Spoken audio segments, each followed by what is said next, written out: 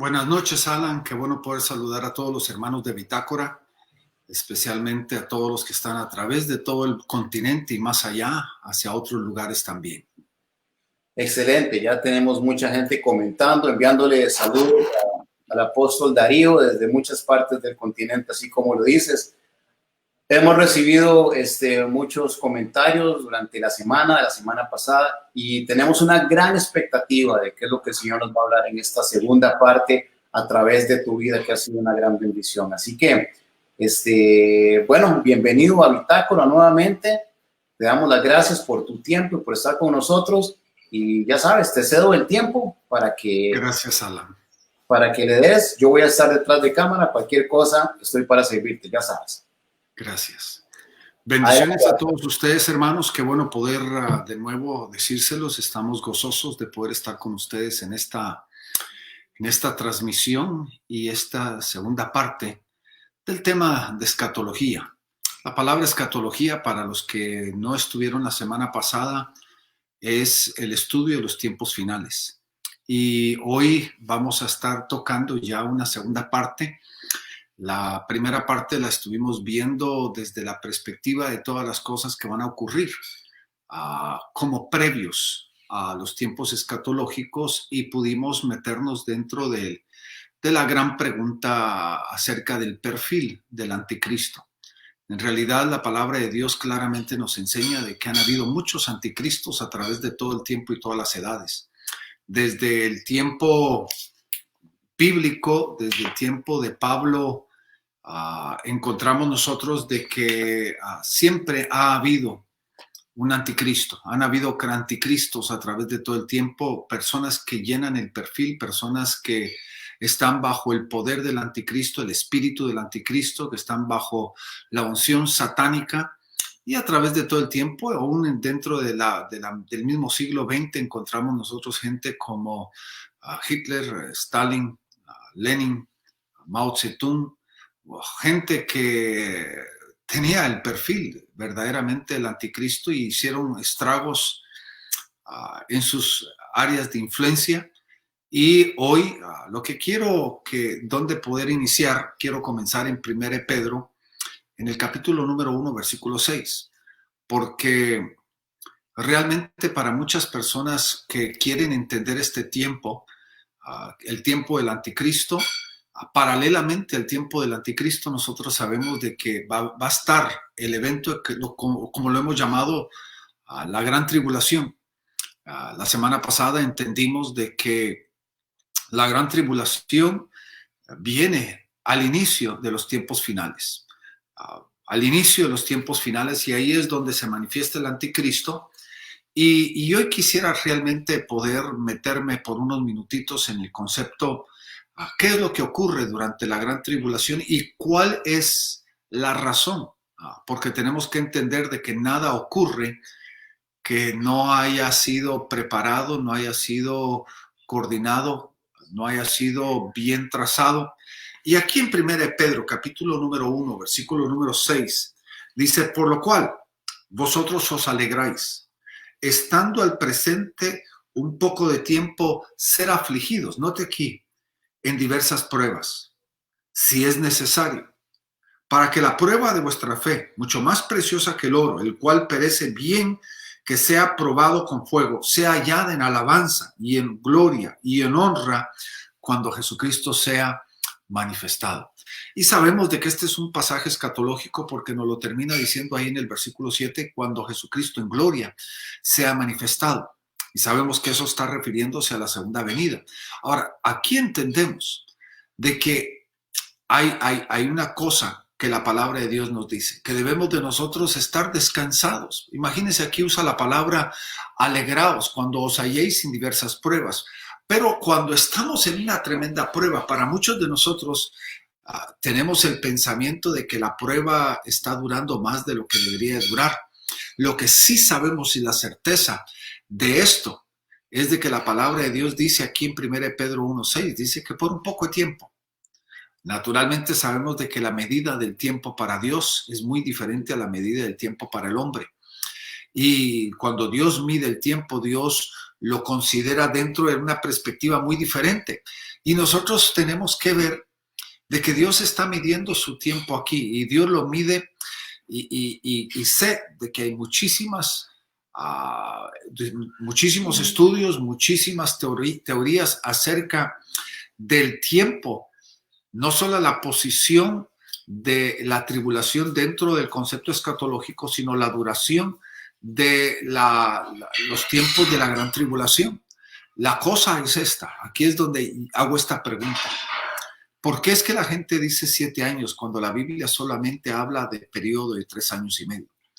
Porque la Biblia lo menciona en diferentes formas y en diferentes maneras. Por ejemplo, la Biblia usa el término que encontramos nosotros en Daniel 7:25, en Daniel 12:7, usa el término tiempo, tiempos y medio tiempo. Eso habla de 3 tiempos y medio, 3 años y medio. Correlacionadamente lo vemos nosotros de que en otro pasaje usa 1260 días. En otro tiempo, por ejemplo, en el libro de Apocalipsis 13:5 nos dice de 42 meses. Y entonces, 42 meses, tiempo, tiempos y medio tiempo y 1260 días, todo nos está hablando acerca de un periodo de 3 años y medio.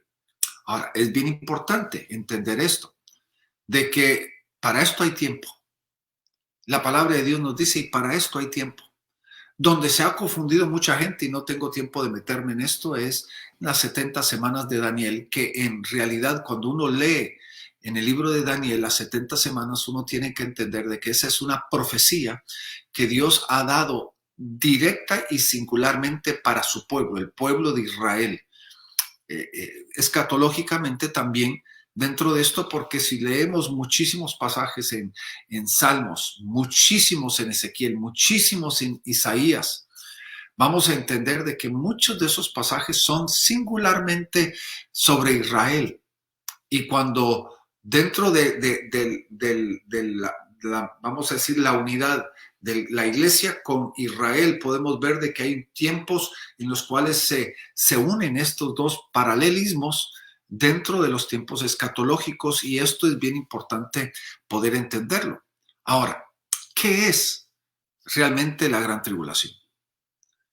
Para muchas personas, lo único que oyen es la palabra tribulación, pero tenemos que entender de que la gran tribulación realmente representa la ira de Satanás en contra de los santos, la ira de Satanás en contra de la iglesia, la ira de Satanás en contra de los escogidos de Dios. En el libro de Apocalipsis 12:2, y voy a leerlo ahorita, dice esto, 12:2 dice, y el diablo ha descendido a vosotros con gran ira, sabiendo que tiene poco tiempo. Hablando ahí en Apocalipsis 12:7, dice que el diablo ha venido a atacar, ha venido a tribular, a perseguir a la iglesia, a la mujer y a su descendencia, porque sabe que el tiempo está corto, le falta muy poco tiempo. Ahí en el mismo pasaje, en el versículo 17, dice, y el dragón se llenó de ira en contra de la mujer y se fue a hacer guerra contra el resto de la descendencia de ella, los que guardan los mandamientos de Dios y tienen el testimonio de Jesucristo. Y en realidad, cuando vemos nosotros esto, claramente en este pasaje, Dios habla de este periodo de tiempo como el concepto de ira de Satanás. Y creo que es bien importante, porque estos son términos relacionados, o vamos a decir términos interrelacionados, porque tenemos nosotros la tribulación, que es la ira de Satanás en contra de la iglesia, y también nosotros tenemos donde la palabra de Dios nos dice que Dios o Jesucristo va a atribular a los que nos han atribulado, y ese periodo lo llamamos como la ira de Dios. Y entonces entendemos estos dos conceptos que, aunque son términos similares, nosotros no podemos confundirlos, sino tenemos que distinguirlos. Ahora, la gran pregunta que tienen muchos cristianos es esta. ¿Pasarán los cristianos, la iglesia, por la gran tribulación? Esta es una pregunta que creo de que muchos se hacen. Y me duele en el corazón. Me gustaría Yo le dije esto a unos amigos míos una vez, le dije, si la palabra realmente nos diría que nosotros no vamos a pasar la gran tribulación, yo personalmente me encantaría predicarlo. Porque es un evangelio más fácil, una promesa fácil de poder decir. La pregunta, y a la misma vez a ustedes que me están viendo el día de hoy, yo quiero que ustedes me acompañen a través de las Escrituras y quiero que usted mismo determine, basado en las Escrituras, qué es lo que la palabra de Dios dice a cada uno de ustedes. Y creo que es importante de que usted se haga esa pregunta. Porque usted es el que tiene que estar convencido acerca de qué es lo que va a creer. No lo que dice Darío ni lo que dice nadie más, sino lo que la palabra de Dios le dice a usted. Y creo que es bien importante. Y por eso es importante que usted me acompañe. Lo voy a llevar a través de varios versículos. Apocalipsis 7, 13 y 14. Apocalipsis 7, 13 y 14 nos dice: y uno de los ancianos habló diciendo: estos que están vestidos con vestiduras blancas, ¿quiénes son y de dónde han venido? La respuesta es esta. Y yo le respondí: Señor mío, tú lo sabes. Y él me dijo: estos son los que vienen de la tribulación, de la gran tribulación, los que han lavado sus vestiduras y han emblanquecido las han emblanquecido con la sangre del Cordero. Ahí claramente nos dice, y creo de que es imperante que nosotros podamos realmente leer las Escrituras, porque esta es la conversación entre Juan el Amado y el personaje espiritual, el ángel que estaba, vamos a decir, hablándole, que estaba instruyendo, que estaba declarando lo que iba a suceder después de estas cosas conforme a Apocalipsis capítulo número 4. Y entonces la pregunta es, ¿quiénes son? ¿De dónde han venido? Y aquí en el versículo 14, el ángel le responde y le dice: estos son los que han salido de la gran tribulación y han lavado sus ropas y las han emblanquecido con la sangre del Cordero. Los que han cruzado la gran tribulación. Ahora, saltémonos a nosotros por un momentito. Apocalipsis 24. Dice: y también vi tronos y se sentaron sobre ellos y se les concedió autoridad para juzgar, y vi las almas de los que habían sido decapitados por causa del testimonio de Jesús y la palabra de Dios, y a los que no habían adorado a la bestia ni a su imagen, ni habían recibido la marca sobre su frente ni sobre su mano, y volvieron a la vida y reinaron con Cristo por 1000 años. Otra vez nos recalca aquí de que estos fueron decapitados, fueron puestos a muerte por causa del testimonio. ¿En medio de qué tiempo? De la tribulación. Y la realidad, mi querido hermano y hermana, creo que es importante que usted entienda de que aquí la palabra de Dios claramente nos enseña de que a este personaje, a esta persona que nosotros la conocemos como el anticristo, como la bestia, a él se le ha dado la autoridad.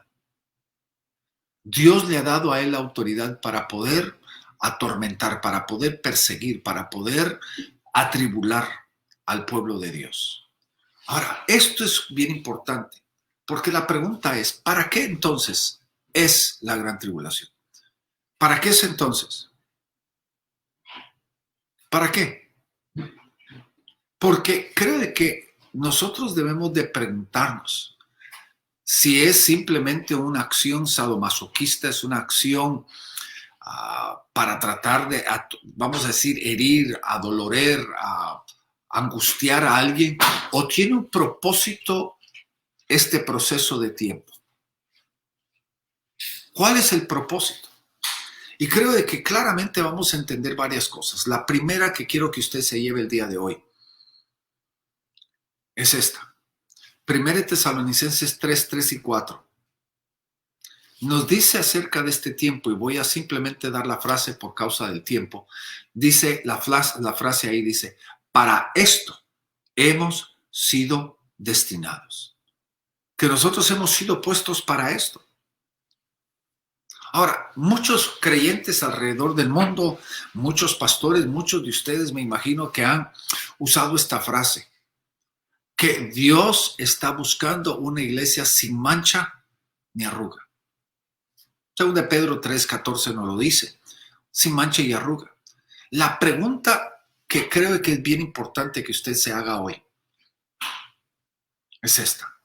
¿Está la iglesia lista para poder ser la iglesia, la novia del Cordero, una iglesia perfecta, una iglesia sin mancha ni arruga? La respuesta, si nosotros somos conscientes y somos realistas y somos verdaderos con la situación que está pasando a nuestro alrededor, sabemos que la iglesia está verdaderamente faltándole mucho en el proceso. Ahora, ¿cómo, si la iglesia está aquí y tiene que llegar aquí, cuál es el evento o cuál es el proceso que Dios va a tomar para poder llevar la iglesia a ese lugar de perfección? Y lo que yo quiero que usted pueda ver aquí es de que en realidad este es el propósito de la gran tribulación. La gran tribulación tiene el propósito de poder hacer y formar el carácter, para poder pulir, para poder perfeccionar y, como el término muy común, para poder purificar a la misma iglesia. Y creo que deberíamos de ser conscientes con el hecho de que toda tribulación tiene realmente ese propósito. Toda tribulación, Pablo lo dice ahí en Romanos capítulo número 5, versículo 3, nos dice: y me gozo de la tribulación sabiendo que la tribulación produce. Y esa palabra produce es el resultado. ¿Y cuál es la primera cosa que produce? Es paciencia. La segunda dice, en otra versión dice carácter a prueba o carácter probado.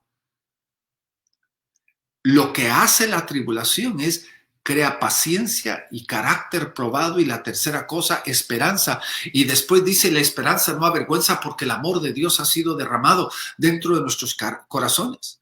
Y en realidad lo que está haciendo, Dios está formando el carácter de su pueblo. Dios está formando la vida de su pueblo. Y es para poder prepararnos a nosotros para la venida de Cristo.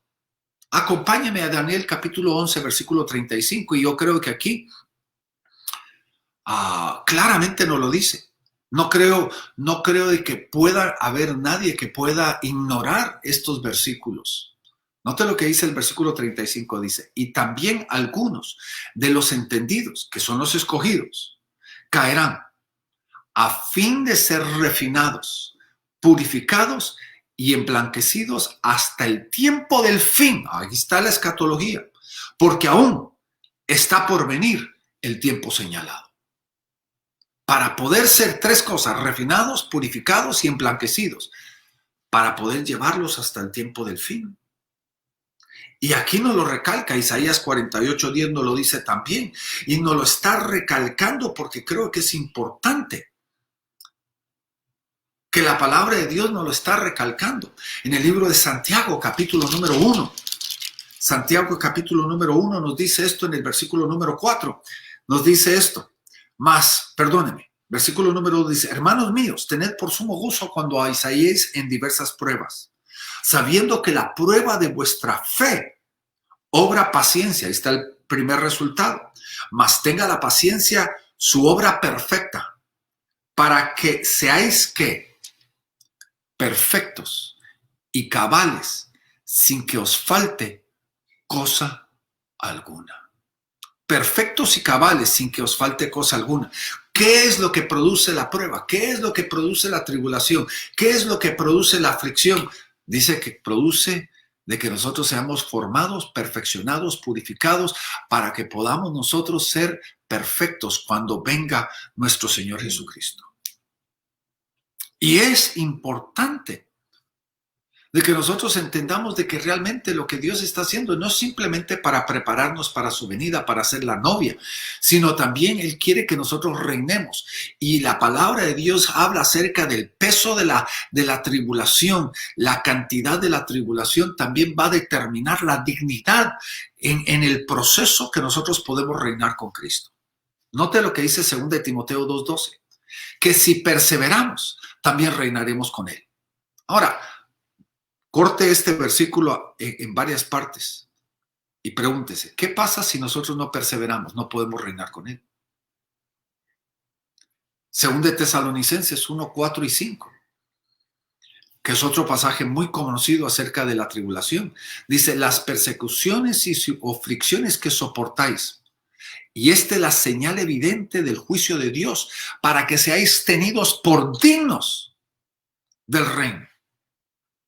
Y lo que Dios nos está formando hoy es para que nosotros podamos reinar con Él. Donde lo dice en Daniel, que reinaremos con Él por 1000 años. Oiga lo que le voy a decir. Solo los fieles, los que perseveraron, los que fueron fieles hasta el fin, se les dará autoridad para reinar con Cristo durante el milenio.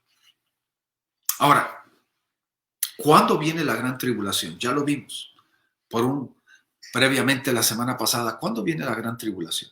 Sabemos de que viene después de todo ese pasaje que leímos en Mateo capítulo 24, donde nos dice después de que después de esos eventos vendrá una gran tribulación que no ha habido jamás en toda la historia de la tierra y nunca más habrá. Pero en el versículo 29 del capítulo 24 de Mateo nos dice que al final de la gran tribulación el sol se oscurecerá, la luna no dará su resplandor, caerán las estrellas del cielo y los poderes del cielo serán conmovidos. Y dice, y entonces se aparecerá la señal del Hijo del Hombre en el cielo. Y todo ojo le verá y todos podrán ser testimonios, testigos de la venida de Cristo. Ahora, la pregunta es esto. Bien lógico. ¿Viene el versículo 30 antes del 29 o después del 29? Porque la pregunta es, ¿en dónde viene la tribulación? Aquí nos enseña de que la tribulación viene antes de la venida. La venida de Jesucristo es después de la tribulación. El grave problema es de que muchas de las teorías que nosotros encontramos a través de nuestro mundo cristiano ponen hasta aún el arrebatamiento antes de la venida de Cristo. Y podemos nosotros entender de que eso no está conforme a lo que Dios ha dictaminado. Porque aquí nos lo dice en el versículo 31, de que entonces, después, durante su venida, Él va a enviar a sus ángeles a recoger a todos sus escogidos de los 4 vientos para poder arrebatarlos, para poder tener el encuentro. Y esto lo vamos a ver dentro de unos minutitos, tener el encuentro con Él en las nubes. Y en realidad, lo que tenemos que entender es de que la gran tribulación introduce la segunda venida. Porque no solamente nos prepara, nos purifica para poder recibir a nuestro Señor, sino también introduce la venida. Ahora, vaya conmigo a Salmo 102, versículo 19 en adelante. Salmo 112, yo quiero que usted lo mire, proféticamente aquí nos lo está diciendo. Dice, pues Él miró desde su excelso santuario, desde el cielo. Desde el cielo del Señor se fijó en la tierra, para oír el gemido de los prisioneros, para poner en libertad a los condenados a muerte. Ahí está hablando de la tribulación. Para que los hombres anuncien en Sión el nombre del Señor y su alabanza en Jerusalén, cuando los pueblos y los reinos se congreguen a una para servir al Señor, para poder congregarlos. Y entonces creemos y entendemos de que estas son cosas que Dios nos ha demostrado. Dios nos está mostrando de que la gran tribulación introduce la venida de nuestro Señor Jesucristo. Ahora, ¿por qué no nos concentramos por un momentito en la segunda venida? Quiero tal vez en una forma de queja hoy, quiero decirle de que hay muchos pastores y cuánto libro no se ha escrito acerca de la segunda venida. Y sin negar la validez, sin negar la importancia de la segunda venida, lo que nosotros tenemos que entender es de que la segunda venida realmente, la Biblia nos dice que es un abrir y cerrar de ojos. Es una cosa instantánea, es un momento, es un evento singular. Y la palabra de Dios nos dice de que de la misma forma que Él fue alzado, Él va a regresar, que Él fue alzado sobre las nubes va a descender. Y la palabra de Dios nos dice de que con voz de arcángel, con trompeta de Dios, cuando Él venga. Note lo que dice 1 Tesalonicenses 16, quiero que usted note el orden. Porque ahí dice, pues el Señor mismo descenderá del cielo con voz de mando, con voz de arcángel, con trompeta de Dios, y los muertos en Cristo resucitarán primero. Lo que dice, Jesucristo viene primero. Más tarde en el próximo versículo dice, nosotros que quedamos, Nos juntaremos con ellos en las nubes para recibir al Señor en gloria.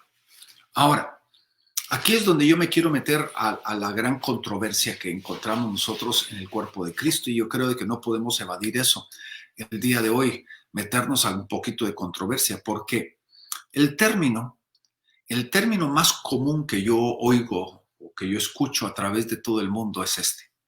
Y yo estoy convencido de que muchos de ustedes lo han escuchado, que dice: Jesucristo viene por su iglesia.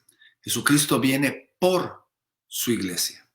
Y aquí creo que es bien importante de que muchos de nosotros entendamos. Oiga bien lo que le voy a decir. En ningún lugar, y voy a ser categórico con esto, en ningún lugar de la Biblia usa esa palabra por. No estoy hablando de la palabra por, que es una palabra común en el castellano, sino atado a la venida de Cristo y a la iglesia. Dice que no viene por su iglesia. Y ese es el término común que la mayoría de nosotros tenemos o hemos escuchado. El grave problema es de que logísticamente, fundamentalmente, este no es un término correcto. Yo, Darío, viajo a través de todo el mundo. Y imagínense que yo estoy en alguno de los países representados hoy en este video y vengo yo y le escribo a mi esposa por email o por WhatsApp. Le digo a mi esposa: Cindy, voy por ti. Llego el día miércoles, llego por ti. ¿Qué significa eso? Lo que significa es: yo voy a llegar al aeropuerto y en vez de que tú me recojas, tú te me unes y nos vamos a montar en un avión y nos vamos a ir al lugar de donde yo vengo. Eso es realmente lo que significa. Ahora, la pregunta es,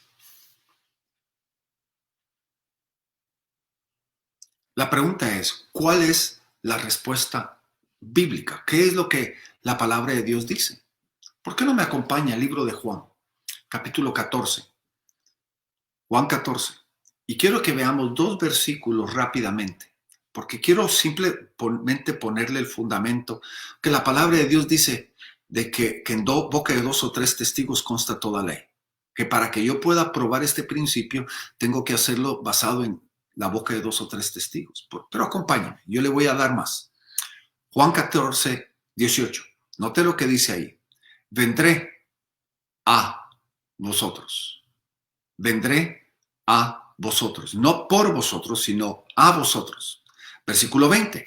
Dice: y en aquel día vosotros conoceréis que yo estoy en mi Padre y vosotros en mí y yo en vosotros. Entonces, lo que el Señor nos está demostrando aquí es la palabra a, gramaticalmente en nuestro bello lenguaje del castellano. La palabra a habla de incorporación. Habla de incorporarse. Regreso a mi analogía, mi comparación, mi historia. Si yo le escribo a Cindy y le digo: llego por ti, o le digo: llego a ti, hay una gran diferencia. Porque lo que está diciendo aquí es: si yo digo por, la voy a recoger, me doy la media vuelta yo y yo me retiro. Pero cuando digo voy a ti, lo que significa es que realmente ella, mi casa, mi hogar, mi familia, es mi destino. Y me voy a incorporar. Y aquí es donde usted tiene que entenderlo muy bien. Porque yo, como apóstol del Señor, cuando yo salgo de mi casa en uno de estos viajes apostólicos, yo me pongo el sombrero de apóstol. Yo me pongo la identidad de apóstol, me pongo la imagen de apóstol, porque esa es mi labor apostólica. Voy de viaje y me estoy trabajando como apóstol, pero cuando yo regreso a casa, el apóstol no regresa a casa. Llega el padre, llega el esposo, llega el amigo, porque llego a incorporarme a lo que es mi hogar, llego a incorporarme a lo que es mi familia. Ahora, aquí es bien importante que lo entendamos, porque le voy a probar varios más.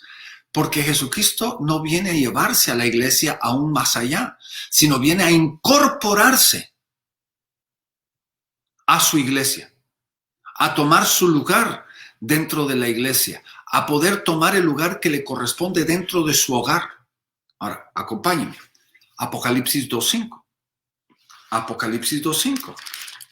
Ahí otra vez nos lo dice. Vendré pronto a ti. 2.5. Vendré pronto a ti. Veamos el versículo 16 del mismo capítulo 2. Dice, arrepentíos porque de otras maneras vendré a ti pronto y pelearé contra ellos como la espada de mi boca. Otra vez, dice, vendré a ti pronto. Saltémonos nosotros a Zacarías capítulo 9, versículo 9. El profeta Zacarías en el Antiguo Testamento, uno de los profetas menores, dice aquí en el capítulo 9, versículo 9, dice, alégrate mucho, hija de Sión. Da voces de júbilo, hija de Jerusalén. He aquí tu rey. No dice que vendrá por ti, sino vendrá a ti. A ti. Él es justo y salvador, humilde y cabalgando sobre un asno, sobre un pollino, hija de asna.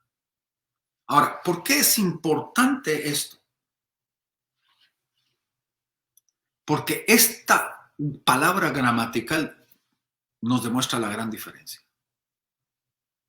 Ahora, quiero terminar este punto con Juan 14, versículo 1 en adelante. Un pasaje sumamente importante, escatológico, porque para muchas personas es una de las piedras angulares acerca de su venida. Y aunque no tengo tiempo de meterme a la interpretación de este pasaje, porque es muy rico en interpretación, es increíblemente importante en esta interpretación. Aquí en el capítulo 14 comienza diciendo, hablando acerca de los tiempos finales, dice, no se turbe vuestro corazón, creéis en Dios, creed también en mí. En la casa de mi Padre muchas moradas hay. De otra manera yo os lo hubiera dicho, voy pues a preparar lugar para vosotros. Note aquí. Y si me fuere y os aparejare el lugar, vendré otra vez, ahí está, habla de la segunda venida, y os tomaré, ahí está la palabra a mí mismo. A mí mismo, habla de incorporación. El Señor se quiere incorporar dentro de su cuerpo. Y la venida primordialmente en este concepto de la venida tiene el concepto de incorporarse dentro de su cuerpo.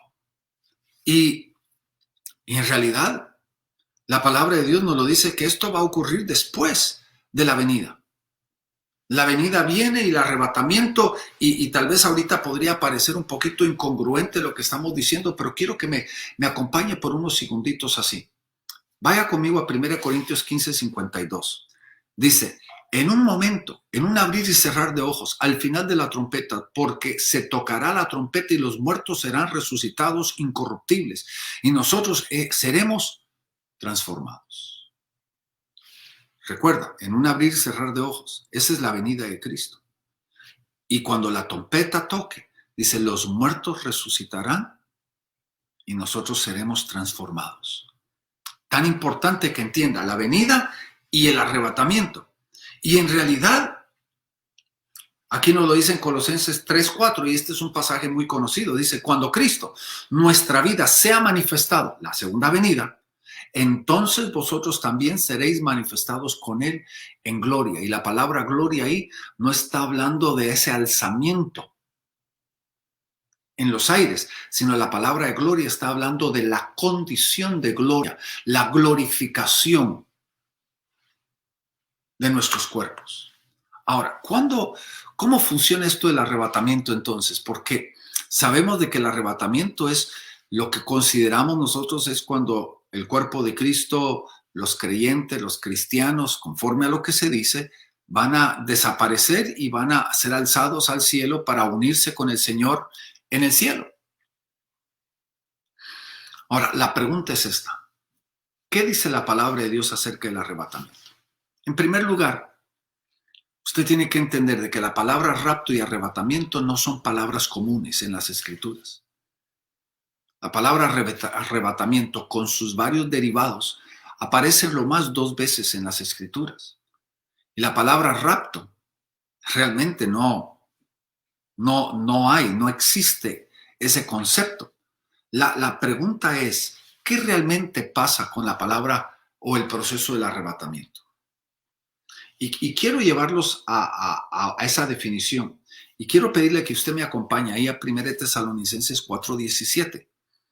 Dice, luego nosotros, los que vivimos, los que hayamos quedado, después de que fueron resucitados los muertos, juntamente con ellos, seremos arrebatados en las nubes para recibir al Señor en el aire. Y así estaremos siempre con Él. No estaremos en los cielos, sino estaremos con el Señor para siempre. Ahora, ¿por qué es importante definir esto? Porque aquí hay una palabra muy característica y muy importante, singular en mucha forma, y que la que nos define el proceso del arrebatamiento. Y esa es la palabra recibir. En esta palabra recibir, que aunque en el castellano es una palabra amplia, en el griego, que es el lenguaje del Nuevo Testamento, solo aparece 4 veces en todo el Nuevo Testamento, esta palabra recibir. Y lo que nos está queriendo enseñar es un proceso de recibir. Ahora, quiero llevarlos a ustedes a Hechos capítulo 28, versículo 15. Hechos 28, 15. Déjenme contarle la historia. Pablo estaba en su 4º viaje misionero, que realmente fue el viaje cuando él fue llevado cautivo a Roma. Había sido apresado en Jerusalén, puesto a juicio. Había un complot de matarlo. Él se sintió atemorizado, apeló al César y fue llevado a Roma. Y cuando ellos llegan a la playa, vamos a decir, al puerto, ahí en Italia, me imagino que son 50, 60, 70 kilómetros de la playa a Roma. Y entonces todo el trayecto ahora ellos tienen que caminarlo. Desde el puerto hasta Roma ellos tienen que caminarlo. Y entonces cuando ellos empiezan a caminar, recuerde, Pablo estaba prisionero, aunque él había alcanzado gracia con sus carceleros. Él tenía ciertas libertades, tenía ciertos honores. Pero había un grupo de personas que estaban acompañando a Pablo. Pablo era el prisionero, pero el resto de la gente estaba acompañando a Pablo.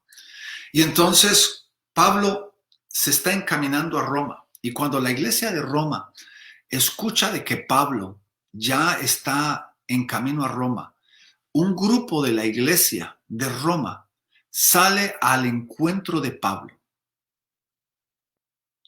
Y la Biblia nos dice de que ellos se encontraron en un lugar que se llama el Foro de Apio y las 3 tabernas.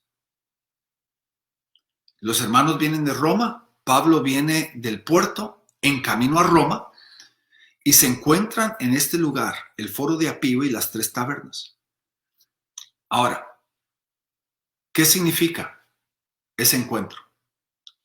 Todo el simbolismo significa el arrebatamiento, porque Pablo, como Jesucristo, va en camino. Está en camino a un destino. Y alguien de la ciudad, alguien del pueblo, sale al encuentro de él. Ahora, note lo que dice aquí en el versículo 15 de Hechos 28, y lo voy a leer. Dice, ¿de dónde? Oyendo de nosotros los hermanos, salieron a recibir, aquí está otra vez esta palabra, recibir, nos salieron a recibir hasta el Foro de Apio y las 3 tabernas. Y al vernos, Pablo dio gracias a Dios y cobró aliento. Ahora, la pregunta es esta. ¿Quién se dio la media vuelta? Pablo se dio la media vuelta y se llevó a los hermanos como la teoría del arrebatamiento. O los hermanos se dieron la media vuelta y acompañaron a Pablo a su destino, que es Roma. La segunda es la correcta. Porque los hermanos se juntaron, se abrazaron, se besaron, lloraron, se alegraron. Pablo tomó ánimo para poder continuar en su trayecto porque su destino era Roma. Los hermanos acompañaron a Pablo hacia Roma, porque fueron ellos a recibir a Pablo.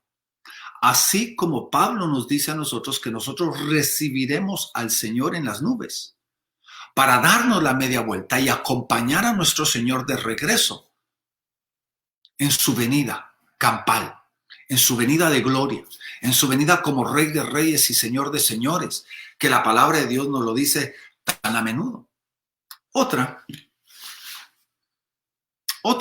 ejemplo muy particular y muy importante, lo que encontramos en Mateo capítulo 25, versículo 1. Lo encontramos 2 veces en este capítulo 25.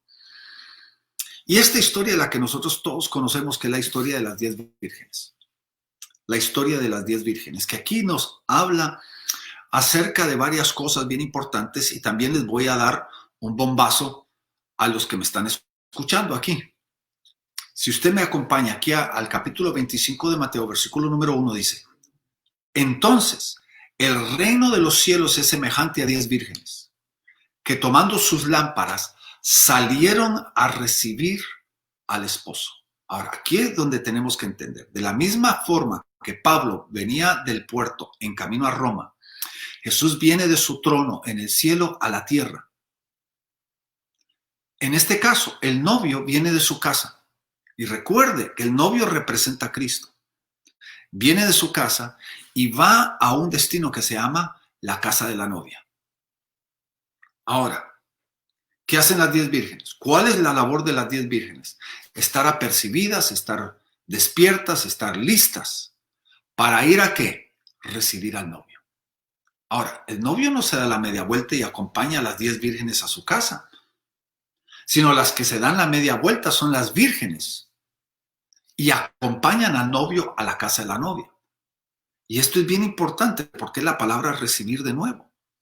Ahora, ¿por qué? ¿Qué es lo que encontramos en esta historia que se vuelve un bombazo? Porque entienda esto. Estas 10 vírgenes, que 5 fueron las que estaban apercibidas, 5 no, pero las 10 eran vírgenes. Las 10 eran perfectas, las 10 eran puras. Nos dice claramente de que estas 10 vírgenes no son la novia. Hoy en nuestras bodas modernas, yo sé que todos nosotros hemos ido a bodas, hay diferentes personas. Yo estuve en una boda hace una semana y ¿qué hay? ¿Quién acompaña a la novia? Nosotros llamamos a estas señoritas que acompañan a la novia, nosotros las llamamos las damas. Pero de todas las damas hay una dama especial que se llama la dama de honor. ¿Y cuál es la labor de la dama de honor? Realmente la labor de ella es acompañar a la novia y alistarla para la boda. Ella es la que la acompaña para poder, vamos a decir, va a comprar el vestido, va a comprar cosas, está acompañándola por meses y el día de la boda está con ella todo el día, sirviéndole a ella para poder alistarla para el novio. Estas 10 vírgenes no son la novia, sino son las damas que están preparando a la novia para su novio. Porque usted tiene que entender, y esto no tengo tiempo para meterme profundamente en esto, pero usted lo puede tomar ahí como medida, es esto. En primer lugar, la Biblia dice que la iglesia está compuesta de 2 tipos de personas, llamados y escogidos. No son términos interrelacionados. Los llamados no son escogidos. De los llamados, Dios ha escogido a algunos. Pero aquí es donde también tenemos que entender de que aquí nos está diciendo de que la novia no va a ir, la iglesia no va a participar en el arrebatamiento, sino son los escogidos. ¿Y de dónde saco yo eso? Mateo capítulo 24, versículo 31. Dice que con su venida Jesucristo va a mandar a sus ángeles a recoger a sus escogidos de los 4 vientos para el arrebatamiento. Y entonces es imperante que nosotros podamos tomar nota de estas cosas que son tan pequeñitas, pero son muy importantes porque la palabra es importante. La palabra define el proceso. Y no nos podemos, vamos a decir, confundir con esto. Ahora, ¿por qué es importante de que nosotros entendamos este proceso? Porque creo de que a través de este proceso nosotros vamos a entender la cronología de la venida del Señor. Hablamos la semana pasada de que Jesucristo, el profeta de profetas, nos puede dar la cronología correcta. La debilidad del profeta, vamos a decir, excelente y grande, pero común. Desde Abraham hasta Juan el Amado. Abraham siendo el primer profeta de este tiempo, aunque sabemos que Enoc y otros antes del diluvio también fueron profetas, pero Abraham siendo el primero de los que está de esta época, hasta Juan, todos ellos tenían un problema. Les era difícil entender entre el Kairos y el Cronos. Y por eso es importante entender. Ahora, antes de terminar el día de hoy, yo quiero enfocarme en dos cosas que quiero dejarle a usted asentado. La primera es, ¿cuál es la razón de la venida de Cristo? ¿Viene Jesucristo simplemente para tomar la novia? ¿O viene Él con un propósito mucho más grandioso, mucho más excelente que simplemente la novia? Y la respuesta es sí. La segunda cosa que quiero que podamos entender es qué es lo que pasa después de la venida. ¿Qué es lo que pasa? Y creo que es importante que entendamos de que Jesucristo déjeme retroceder por un segundito. Desde la eternidad hasta la eternidad, el propósito de Dios siempre ha sido y siempre será su reino.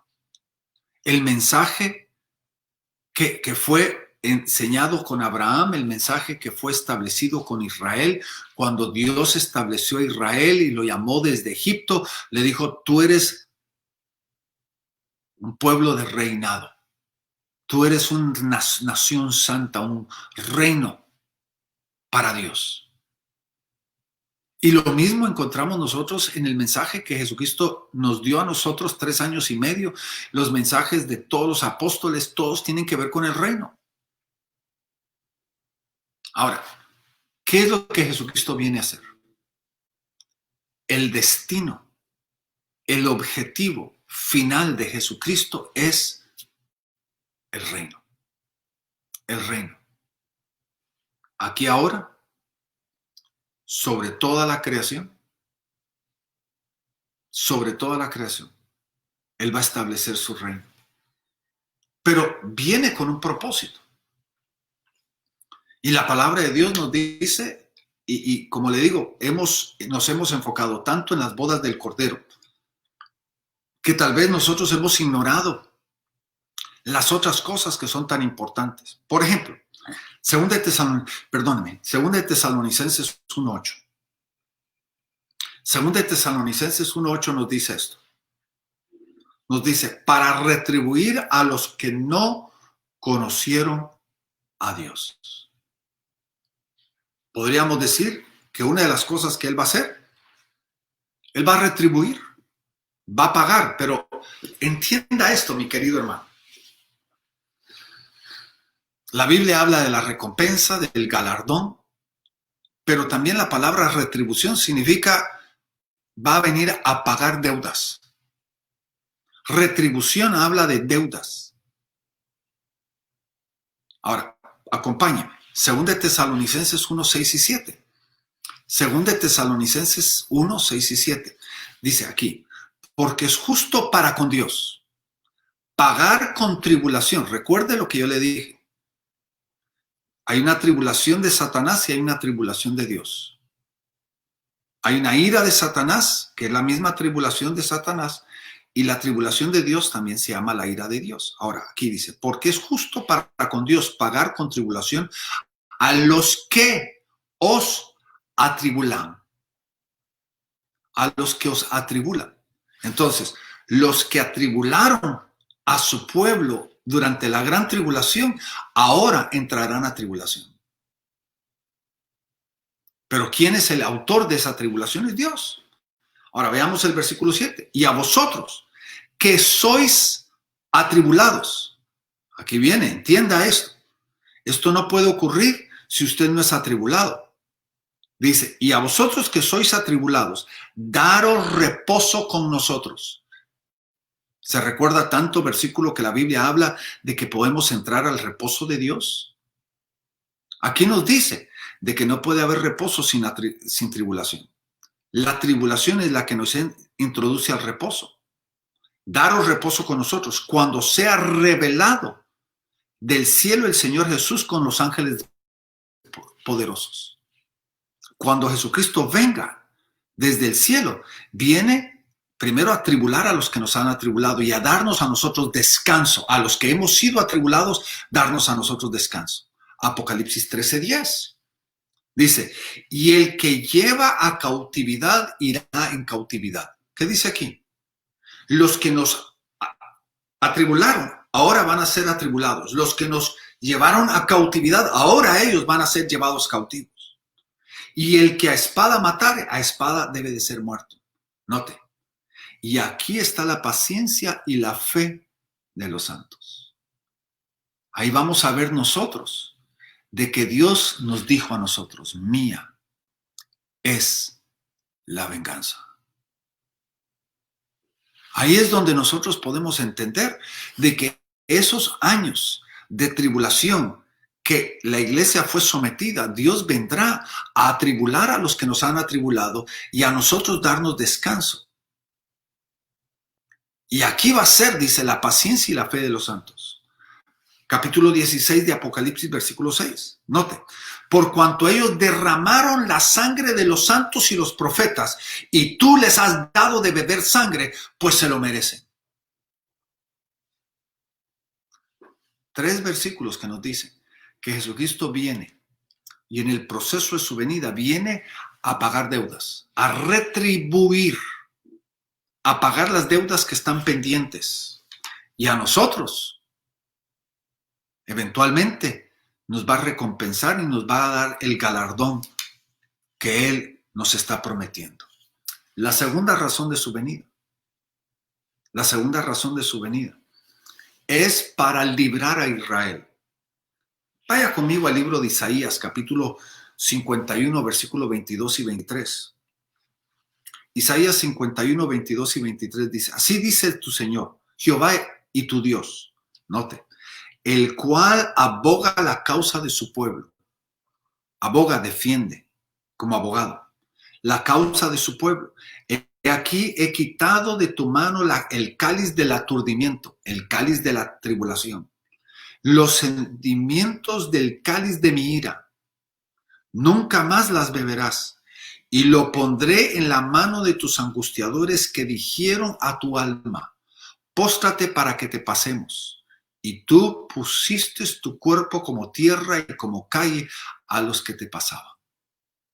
¿Qué hará Dios? Viene a librar a su pueblo Israel. Isaías 52, 3 nos dice, porque así dice Jehová, de balde fuisteis vendidos, por tanto, sin dinero seréis rescatados. Dios viene a rescatar, Jesucristo viene a poner en libertad a su pueblo Israel. Porque recuerde, una de las promesas del inicio del milenio es de que de todas las naciones, de todos los pueblos, de todos los confines, Dios va a traer a su pueblo Israel y lo va a reunir en esa tierra de la promesa que Dios le dio primero a Abraham, segundo a David, como promesa. Y también la tercera cosa, muy importante, tome usted nota, Él viene a destruir la tierra. ¿Se recuerda usted la promesa que Dios le dio a Noé allá en Génesis 6, cuando Noé sale de la arca y edifica un altar para Dios? Y Dios hace un pacto y le da una señal del pacto que es el arco iris, que hoy ha sido tan distorsionado ese arco iris por el mundo, le ha dado un contexto totalmente diferente, pero el arco iris es nuestro, nos pertenece a nosotros porque Dios nos lo dio como señal. ¿Y la señal de cuál era? Dios le dice, yo destruí la tierra con agua, pero te prometo nunca más destruirla con agua. Pero Dios le estaba diciendo a Noé que lo iba a destruir en otra forma, con fuego. Y Él viene a destruir la tierra porque tiene que destruir toda la maldad, tiene que destruir el pecado, tiene que destruir toda la iniquidad de esta tierra. Ahora, note lo que dice Joel 2:3, dice, delante de Él consumirá fuego, tras de Él abrazará la llama. Como el huerto del Edén será la tierra delante de Él. Está hablando de Jesucristo y su venida. Y detrás de Él como desierto asolado. Y tampoco habrá quien de Él escape. Viene a destruir la tierra. Ahora, aquí está el secreto que muchos lo han dicho, pero no lo entienden por qué. El Señor nos promete de que Él hará de esta tierra una nueva tierra. Él hará de esta tierra una nueva tierra y no puede hacer una nueva tierra si no primero destruye lo pasado para hacer lo nuevo. Lo pasado tiene que ser destruido para poder hacer lo nuevo.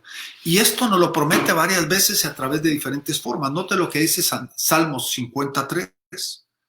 Salmos 53 dice, vendrá nuestro Dios, Jesucristo, no callará. Fuego consumirá delante de Él y en derredor suyo habrá tempestad grande. Para ustedes que son estudiadores, pueden leer hasta el versículo número 6, también Salmos 97 del 1 al 6, bien importantes porque usted puede verlo ahí. La cuarta cosa, Él viene a juzgar la tierra. Salmo 96, versículo 13, nos dice que Él viene a juzgar la tierra, el pecado. Viene a juzgarla. Ahora, desde el momento de su venida, inicia esta etapa, porque ya vimos cuál es el propósito de su venida. Viene a retribuir, a libertar a Israel, viene a destruir la tierra. Pero ¿cuál es el destino? Él viene, esto que nosotros estamos viendo, se llama la ira de Dios. Ahora, ¿por qué es importante esto, mi querido hermano y hermana? Y con esto voy a terminar el día de hoy porque no tenemos tiempo para más. ¿Por qué es importante? Porque lamentablemente y con dolor en el alma lo digo, de que muchos predicadores predican la segunda venida, pero no predican la ira de Dios. Y cuando Jesucristo venga, es el inicio de esta etapa que se llama la ira de Dios. Ahora, ¿por qué es importante? Porque yo le puedo decir que más de 60 pasajes, no versículos, pasajes bíblicos, hablan acerca de este evento. Esto es una cantidad exorbitante de testimonio y de prueba de lo importante que es esto. En realidad, este es vamos a llamarlo el clímax, es la cúspide, es el enfoque principal, es la meta, es el blanco de la venida de Cristo y de la obra de Dios, la ira. Porque Él viene a retribuir. Ahora, hay por lo mínimo, y no tengo tiempo de meternos, nos tomaría horas, pero hay por lo mínimo 40 diferentes descripciones de este tiempo. Por ejemplo, si usted oye el término, el día de Jehová, usted debe de entender de qué es la ira de Dios, el día de Jehová. Podemos nosotros ver el día de la ira, el día de la indignación de su ira, el día de la ira, el día de la angustia, el día del aprieto, el día del alboroto, el día del asombro, el día de la tiniebla, el día de la oscuridad, el día del nublado, el día del entenebrecimiento, el día de la trompeta, el día de la algazarra, el día del asolamiento del Todopoderoso, el día de la visitación, el día de la venganza. Todos estos son términos bíblicos. El día o el año de los redimidos, el día del alboroto, el día del tumulto, el día del furor de Jehová, el día del nublado y la oscuridad, el día del ardiente furor, el día de tinieblas, el día de angustia, el día del ardor de su enojo, el día del enojo de Jehová, el día del sacrificio, el día del juicio. Podemos ver nosotros otros, como el día del cordero, el día malo, el turbión del azote, el cáliz de su mano derecha. Y todo nos está hablando de un evento, de su ira, donde Él viene a retribuir, a libertar a su pueblo, a poner en libertad a Israel, a destruir la tierra y la maldad que está sobre la tierra. Ese es el derramamiento de su ira.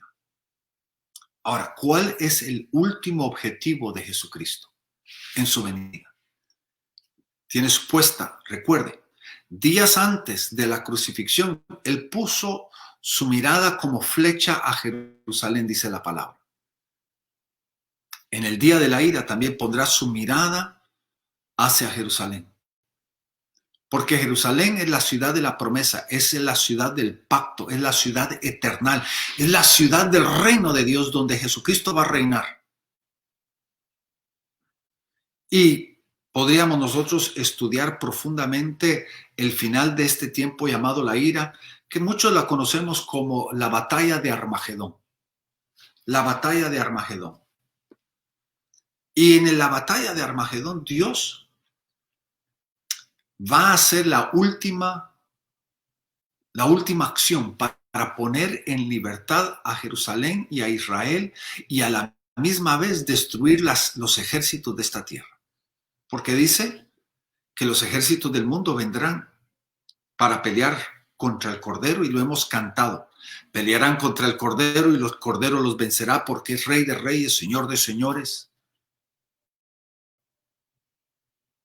Y sabemos de que en esta batalla de Armagedón se va a pelear una batalla final que va a ser la última guerra mundial antes de la introducción del reino de Dios sobre la tierra. Y en realidad tenemos que entender de que esto es para poder traer libertad a Jerusalén. Recuérdese, Jerusalén durante toda la tribulación ha estado bajo el poder del anticristo, bajo el poder de los gentiles. Va a ser hollada por ellos, va a ser ultrajada por ellos, va a ser manchada por ellos. Y Jesucristo tiene que entrar a Jerusalén como Rey de Reyes y Señor de Señores. ¿Se recuerda cuando Él lo hizo 3 días antes de su crucifixión? Se fue una prueba. Hosana al Hijo de David. Cuando Jesucristo entre, Él va a entrar como Rey de Reyes a tomar su lugar en el reinado, sobre el trono, que a Él le corresponde el trono de David, el trono del pacto, para reinar sobre todo lo que existe en el cielo, en la tierra y debajo de la tierra. Si usted tiene más interés en entender esto, yo le pido que usted lea Apocalipsis 20, 21, 22. Y usted va a entender de que con esta guerra de Armagedón, dice la palabra, que Satanás va a ser amarrado, atado por 1000 años. La bestia y el falso profeta van a estrenar un lugarcito creado por Dios para todos los malos. Un lugarcito llamado el lago de fuego y azufre, donde ellos van a estar gozando de su compañía por 1000 años juntos, solitos, solitarios. Y va a haber paz sobre la tierra porque el Rey de paz va a estar gobernando. El Rey de paz. Y en realidad, el milenio y todo lo que va a ocurrir después del milenio, ese es otro tema. La cosa es esta. Entendamos, el Señor nos va a dar a nosotros la victoria. Nos va a dar a nosotros la victoria. Y en realidad, cuando nosotros veamos todo el proceso que va a estar ocurriendo, va a ser un proceso tan tremendo que Dios va a hacer sobre la tierra. Porque Él va a venir a verdaderamente a poner orden. Él va a venir a libertar. Él va a venir a retribuir. Él va a venir a derramar la copa de su ira sobre toda la tierra. Y entonces nos va a llevar a lo que nosotros llamamos la batalla de Armagedón. Y en la batalla de Armagedón, la Biblia habla de que todas las naciones de la tierra y el creyente no va a tener que levantar una sola mano, porque Él dice que Él va a destruir al enemigo con el poder de su boca. Ese poder creativo también es un poder destructivo. Y ahí es donde Él va a demarcar y va a establecer su reino sobre esta tierra. Mi querido hermano y hermana, este día yo lo bendigo. Deseo lo mejor de Dios para su vida. La paz de Dios. Señor nos ha dicho que no debemos dejar que nuestro corazón se turbe, porque Él ha vencido al mundo. En este mundo tendréis aflicción, pero yo, confiad, yo he vencido al mundo. Hoy yo lo bendigo, deseo lo mejor de Dios para su vida y que la paz de Dios esté sobre usted. Hoy entrego este tiempo con mi amado hermano Alan. La paz de Dios. Bueno, Apóstol Darío, realmente estamos muy agradecidos. Ha sido un gran tiempo y creo que en los últimos años se ha predicado un evangelio, sí, pero hasta cierto punto se había olvidado estas palabras tan importantes para poder entenderlo nosotros y transferirlo a las generaciones que vienen, del entendimiento de la venida de nuestro amado. Así que gracias por traernos esta enseñanza. Tenemos muchos comentarios de gente agradeciendo el tiempo que nos ha brindado y la bendición que esto ha transferido a nuestras vidas con el propósito de abrazarlo, entenderlo y poder compartirlo con las generaciones que vienen y que sean entendidos en esto. Gloria a Dios. Gracias, Apóstol. Verdaderamente es un honor. Bendecimos a todos los de Bitácora y mandamos un saludo hasta Costa Rica. Igualmente, un saludo hasta Texas. Que estés bien, un abrazo y esperamos vernos pronto. La paz de Dios. Hasta luego.